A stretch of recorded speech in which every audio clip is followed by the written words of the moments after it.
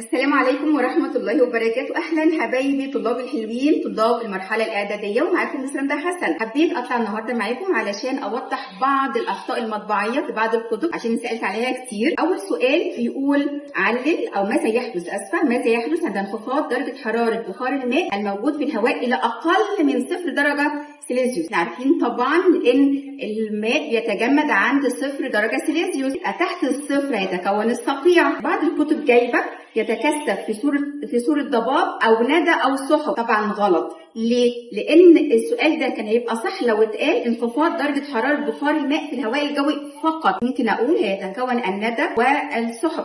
ولكن لو قال لي أقل من 0 درجة سيليزيوس طبعا هيتكون الصقيع، وكمان هيترسب على أسطح المزروعات والسيارات. ده أول جزئية حابة أتكلم فيها. مادام حدد لي درجة حرارة أقل من الصفر، طبيعي إن بخار الماء يتحول إلى صقيع مش ضباب أو سحب. تاني حاجة عندي حاجة مش مذكورة في الكتب الخارجية، ولكن في أحد الكتب الخارجية، ولكن موجودة في كتاب المدرسة. بيتكلم عن حركة الجسيمات. طبعا الجسيمات اتكون منها المادة لها طاقة حركة. طاقة الحركة متحددة في كتاب المدرسة إن هي في خطوط مستقيمة، وبسأل عليها بيجيلي في اختر وبيجيلي في أكمل. فطبعا لازم نضيف الجملة دي إن طاقة الحركة لجزيئات المادة في خطوط مستقيمة. ثالث حاجة عندي حابة أتكلم فيها، ده للصف الأول الإعدادي، اللي هو الصبغ الأزرق المصري.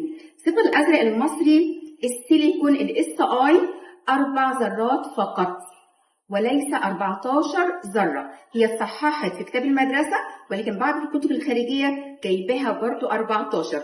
فياريت كلنا نصححها. SI السيليكون عبارة عن 4 ذرات فقط في الصبغ الأزرق المصري.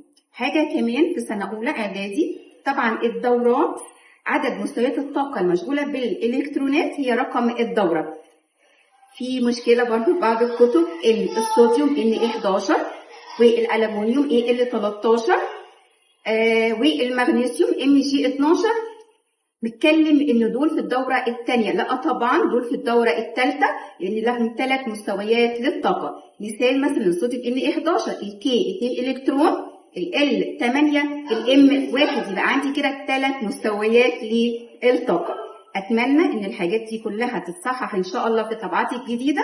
بالتوفيق ليكم جميعا. لو في اي سؤال انا موجوده معاكم. شكرا لكم.